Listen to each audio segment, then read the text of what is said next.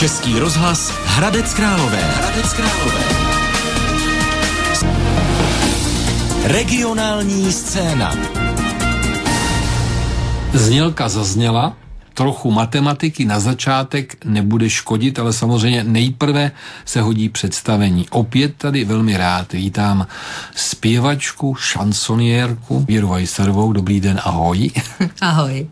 A jejího legitimního, už léta vytrvalého partnera, manžela, spoluhudebníka Oldu Weissera. I tobě dobrý den. Dobrý den.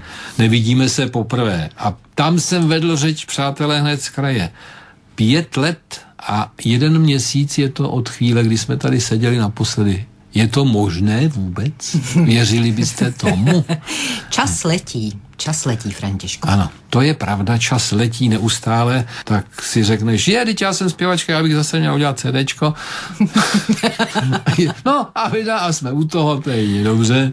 Věra Weisserová, End Minimum, živě v Malostranské besedě. Tak některé písničky z toho znám, některé jsou nové, my si je tady taky velmi rádi zahrajeme a jinak k tomu zvuku a názvuku musím říct, Oldo, ty jako nejenom muzikant, ale taky jako samozřejmě renomovaný zvukař, to je hloupé říct. Ano, udělali jsme to hezky, viď? Ale tak můžeš se pochválit. Zvukově. No, tak tam hlavně na to má zásluhu Jarda Pachý, který to zvučil tam. Jako říkali lidi, že ten zvuk v té besedě byl naprosto dokonalý. Malostranská beseda je meka, Věruško, pro tebe určitě jsou to jisté vzpomínky také. Meka, kdysi se říkalo trampské muziky, ale já bych to samozřejmě jenom takhle jakoby nečlenil, že bych ale vím, že tam jsem kdysi já jel se zbožnou úctou poprvé v Malostranské besedě. To tam hlavně začínal Zimmerman. Že? Taky, a Věra Weisserová běžně tam. Jak se ti tam vystupoval a jak se ti tam natáčel? Nebo s tím vědomím, že to je takzvaný živáč? No, k tomu živáči došlo tak, že my jsme to původně, tohleto CDčko nebo to nový album chtěli natočit tak, jak se to točí studiově. A Olda to vždycky několikrát připravil, já jsem si ty písničky teda zkomponovala, Olda připravil a potom, když to dodělal, tak já jsem je totálně předělala. Takže už jsem to dělala asi, nebo když už to Olda dělal asi po 5. a byl naprosto zoufalý a říkal, takhle to prostě nejde, to přeci nejde, abys to pořád předělávala. Tak přijel náš Péťa a Olda se mu svěřoval, jaký má problém a on řekl, že to uděláme úplně jinak, že to uděláme živě v Malostranské besedě, že se sežene muzikanty, zaranžuje to a prostě všechno bude v jeho režii a tak jsem na to kejvla, protože i já jsem věděla, že bychom se ničeho nedobrali, že bychom se konců nedobrali. A tak vlastně vzniklo to, že se to točilo živě v Malostranské besedě. Jako letitý profesionál, přesto je to trošku svazující tohle vědomí, že by se to na tu desku mělo dát v nějaké přijatelné podobě, i když je to ten živáč řečený, nedej bože, aby tam došlo k nějakému lapsu, nebo se s tím vůbec nezaměstnávala. My jsme měli 2 představení, jako odpoledne a večer, takže až snad i zkoušku jsme nějak, myslím, nahrnout, nebo ne, to jsme nenahrávali. Ale tak jsme říkali, snad se trefíme, aspoň ze 2 možností jednou. No. Tak aby to teď nevypadalo, přátelé. Já jsem to neřekl na úvod s takovým tím vědomím, že my se známe, to znamená, že všichni tě znají a pamatuju, možná je to trošku jinak. Věra Weisserová, přátelé, kdysi dávno Mazánková, už vlastně s tímhletím jménem si vystupovala s Petrem Novákem, žačka Hany Hegerové, šansonierka par excellence, se nám na chvíli vytratila a my jsme to tady už minule samozřejmě před těma 5 lety zmiňovali, že se stal v tvém životě takový malý zázrak plusový, že si přišla o hlas v době, kdy to ještě šlapalo a pan doktor řekl, tak milá paní, odstěhujte se mimo Prahu, nejlépe do hor, pořiďte si nějakou zvěř, nejlépe kozy a uvidíme. Je to tak, no. A stalo se, že jsem jednou ráno vstala a hlas se mi vrátil opravdu jako Tak jak se mi rychle ztratil, tak se mi rychle vrátil. To jsou věci, které jsou mezi nebem a zemí a když už jsme u té poezie a poetiky, tak vlastně to vypadá, jako kdyby to třeba zařídil nějaký čaroděj, takový rumburak a ještě byl někdo s ním. To nebo Krakonoš. Krakonoš, my jsme v Podkrkonoší, tak Krakonoš. To je sice pravda, ale ten oslý můstek o havranek mi trochu nabourala teď s tím Krakonošem.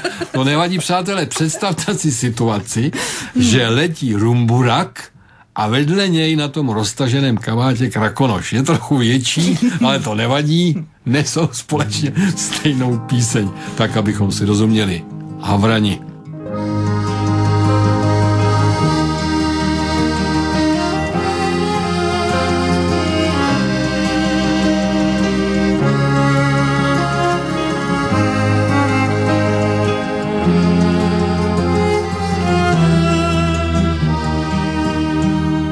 Letěli vysoko nad zemí, letěli bez hlesu, jako když oněmí. Letěli nad městem, letěli za řeku, jako by vylétli z hlubiny pravěku. Letěli havrani vysoko nad zemí, letěli bez hlasu, jako když oněmí. Letěli nad městem, za lesy, za řeku, jako by vylétli z hlubiny pravěku. Letěli havrani s mrákavou krajinou, možná, že doletí, a nebo zahynou. Povětřím zafičel mrazivý vichr z hor a oni vykřikli své chmurné nevermore. Letěli vysoko nad plání, hnalo je tajemné havraní poslání. Letěli do bouře, letěli do mraků, tisíce křídlatých nebeských přízraků. Letěli havrani vysoko nad plání, hnalo je tajemné havraní poslání. Letěli do bouře, zmizeli do mraků, tisíce křídlatých nebeských přízraků. Že bys chtěl všechno prožít znova, nic nejde vrátit, v tom je ten for. Život se vejde do jednoho slova. Nevermore. Letěli, zmizeli do mraků, tisíce křídlatých nebeských přízraků.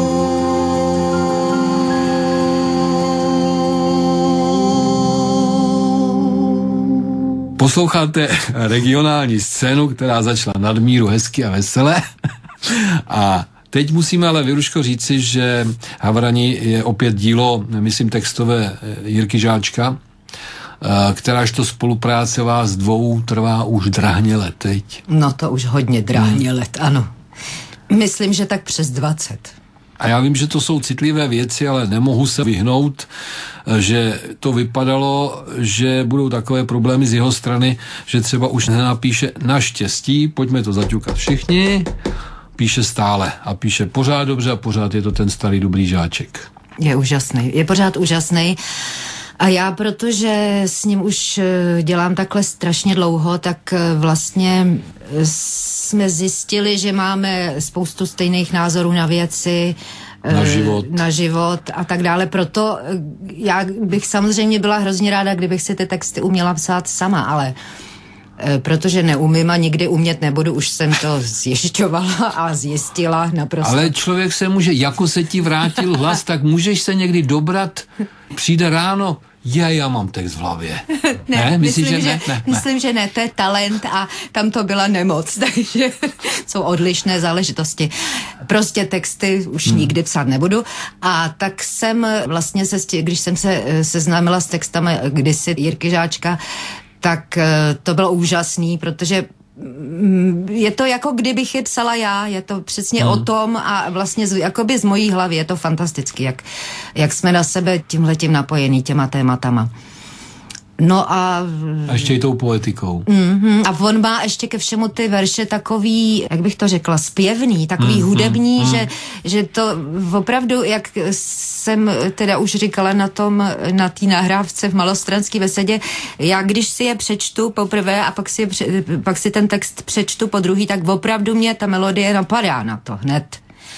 A to je málo takových textařů, kteří vlastně jsou básníky a zároveň si tak někde skrytě říkají, a já budu chytrý, já to napíšu tak, že přijde za mnou nějaký muzikant, zpěvák, řekne, ježiš, to je tak hezky, pojď, dej mi to a já mu to dám. Ne, já myslím, že u něj to tak není. U něj to je prostě tak přirozený, že nad tím takhle nepřemýšlí. Ale je to úžasný. Je opravdu, buď je v skrytu muzikant, že to cítí, prostě tu češtinu takhle nádherně, jakože prostě to je hudební vyloženě, že to je okamžitě zhudebnitelný. Nebo nevím, prostě je to něco mezi nebem a zemí a je to opravdu, tam se nemusí vůbec nic, tam člověk nemusí vůbec nic upravovat.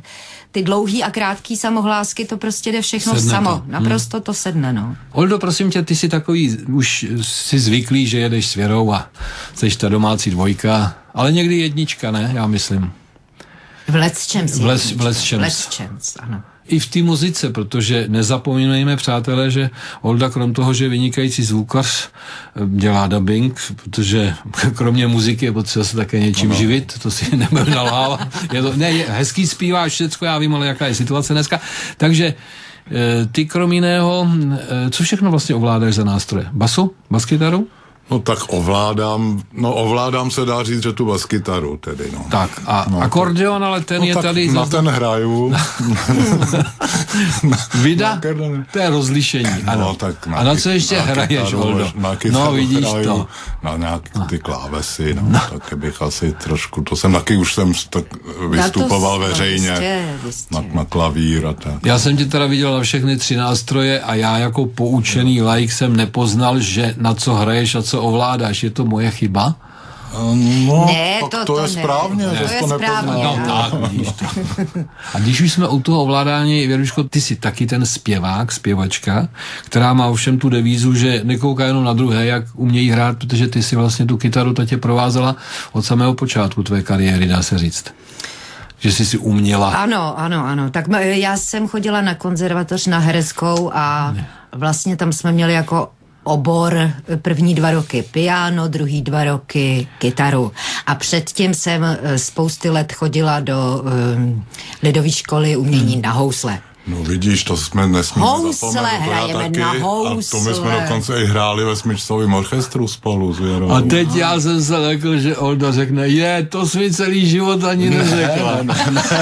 Nebo jiná poenta, pardon. Ne, naopak, my jsme jeden čas dokonce trávili dlouhý večery tím, že jsme hráli dueta na housle doma. Tak vy jste vlastně oba vystudovaní houslisté. Tak vystudovaní lidovou školu umění. No dobře, ale jako ovládáte čili. Tak, abych to řekl správně. Další devíza. Olda Weissar hraje i Věra Weissar hrají na housle. Já jsem dokonce hrála na housle i na jevišti. No jo. Prosím pěkně, když jako s Novákem. S Petrem Novákem jsem v některých písních hrála na jevišti. Ano, tak teď už je to samozřejmě taková trošku nostalgická vzpomínka, ale my jsme před chvílí hovořili o schopnostech Jirky Žáčka, o jeho krásném pojetí češtiny, o tom, jak umí uchopit ty verše, tak já myslím, že tu následující skladbu ocení nejenom Slováci, ale všichni, kteří by se měli naučit češtinu se vším všudy, co k ní patří. Sonet k poctě hlásky eš.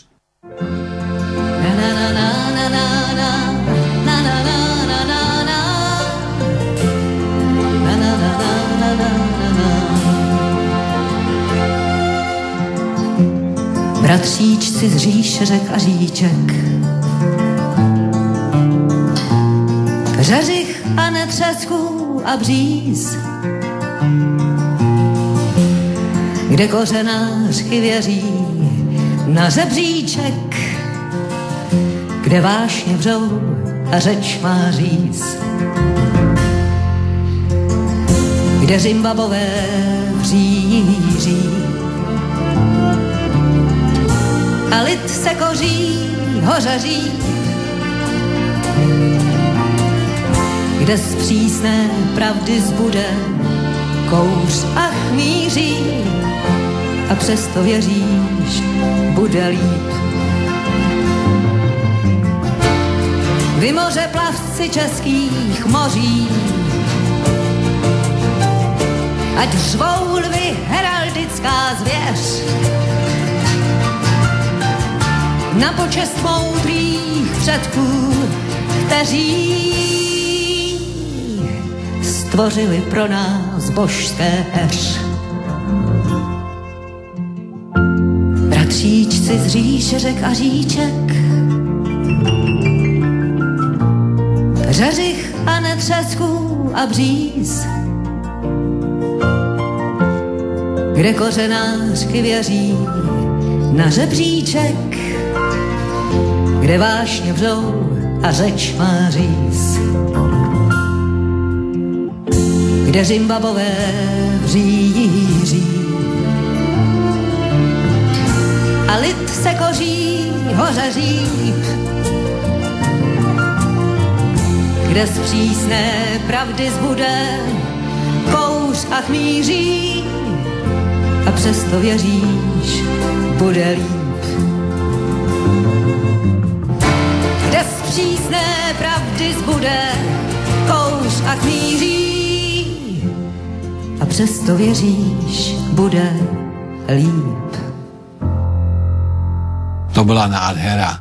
Když slyšíš takovouhle věc, jako je třeba tahleta záležitost, tohle ale už podezírám trošku Jirku Žáčka, že psal pro tebe. Ne, to zase bylo, ne. To ne. On vlastně, abych to všechno upřesnila, on psal jediný text pro mě a to je Tak už se vrátí, jinak to jsou vlastně všechno básničky, které já jsem si vybrala a tohle to je sbírka sonetů, vlastně celá knížka se jmenuje Sonety. A tohle to byl poslední, celý jsem to přelistovala, bylo to všechno hrozně hezký, ale nehodilo se mi, až jsem teda dolistovala na poslední sonet a ten jsem si říkala, tak ten je můj. Já jsem tady už kdysi řekl, myslím už před těma 5 lety, že to pokládám za malý zázrak ty taky. Myslím to, co se ti stalo s tím hlasem, odešel, vy jste odešli, ale stejně bych rád zmínil a vážím si lidí, kteří umí udělat tenhle ten nesmírně si myslím těžký krok. Umělec, který je doma v Praze, tvoří tam, ví, že tam se dějí ty věci, tam je potřeba být a pak má dilema. Tak buď to tady zůstaneme a já už nikdy zpívat nebudu, nebo to prostě zkusím a půjdu někam. A teď kam půjdu, za kým půjdu, kde tam budu bydlet, co tam budu dělat. No víš co, my jsme to měli tak, že už jsme 5 let před tím, než jsme se rozhodli se odstěhovat z Prahy, jsme o tom hovořili si tak, jako jsme si virtuálně představovali, jak budeme bydlet na kopečku, osamocená chaloupka v krásné krajině a tak, jenže jsme k tomu neměli odvahu. Prostě jsme k tomu neměli odvahu a už jsme byli tak zapletení do toho civilizačního kolečka, že se nám zdálo, že z toho nejde vůbec vystoupit a vlastně tohle, že se mi stalo s tím hlasem a že to ten lékař řekl, že by to bylo jako, že by to možná pomohlo, tak to vlastně pomohlo i nám k tomu rozhodnutí a řekli jsme si tak a teď máme důvod a prostě uděláme to. A šli jsme do toho s nadšením, to je další věc, která k tomu musí být, protože to prostě, jak člověk každodenně běží v tom stejném stereotypu, tak nemá čas vlastně se rozhodnout. Jenom přibržujeme hoštice, máme zpoždění, vystupujeme. A teď vyskočte z vlaku, že? Tak, přesně. A tohle to prostě bylo naraz, jsme si řekli, a teď to je ten pravý okamžik a prostě jsme všechno smetli za sebou, zametli a vrhli jsme se do úplně jinýho života, ale do úplně totálně jinýho. A musím říct, že toho vůbec nelitujem. Někdy, kdy byly krize, nastaly všelijaký krize kolem i toho, kde bydlíme, protože tam je to opravdu lehce mimo civilizaci. Je tam hodně sněhu, je tam špatný přístup, vrtě to je do děsního Krpálu.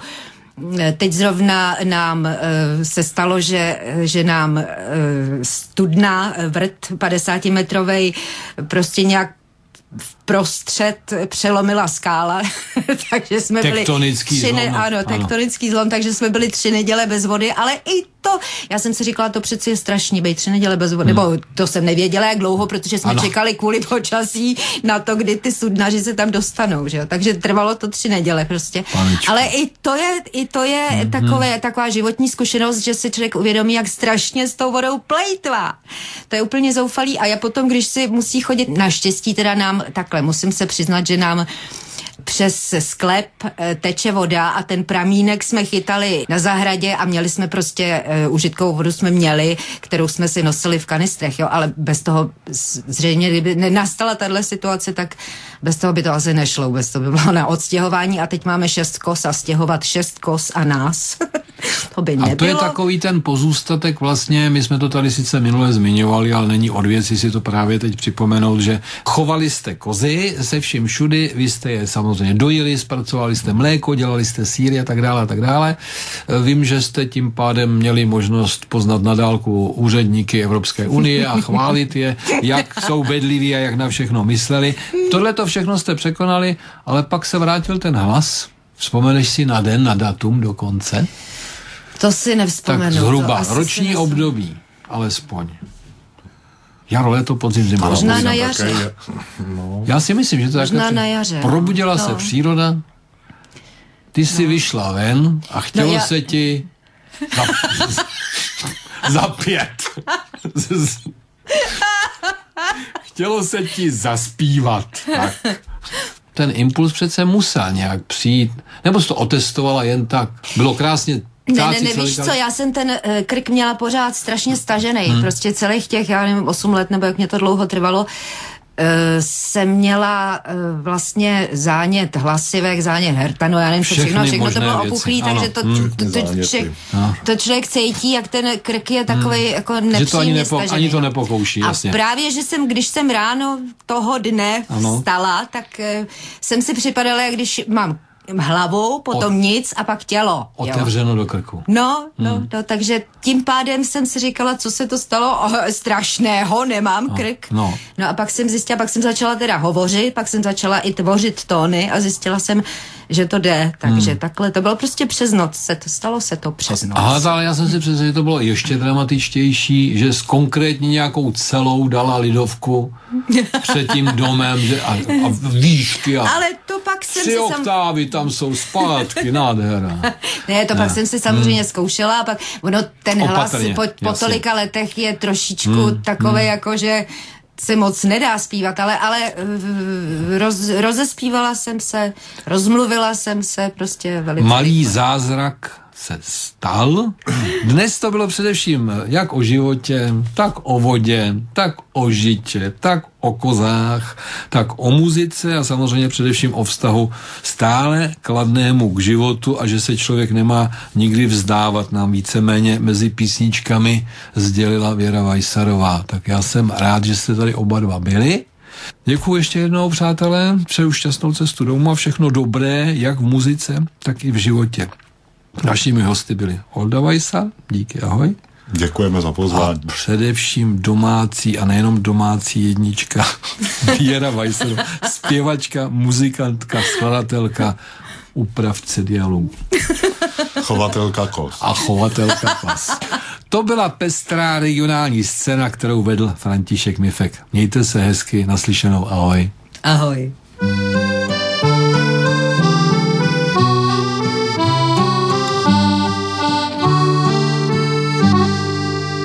Když jsem šla v pondělí do chrámu na raní, pan farář tam říkal moc pěkný kázání.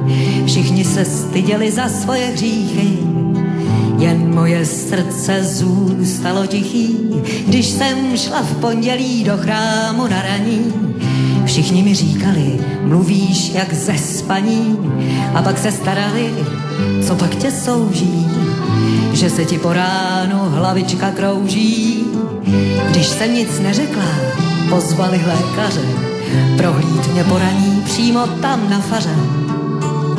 A pak mi vysvětlil, jaký mám nález, srdce jsem nechala Buenos Aires. Hudba tam nehraje do pochodu, víno tam pijou jak jinde vodu a sotva na město padne šero, lásku divy zná tvůj kavajero. Do vozu zapřáhne skvělý koně, touží prý jedině po svý doně. Obětí slíbí ti, co je k mání, láska vám vydrží do svítání.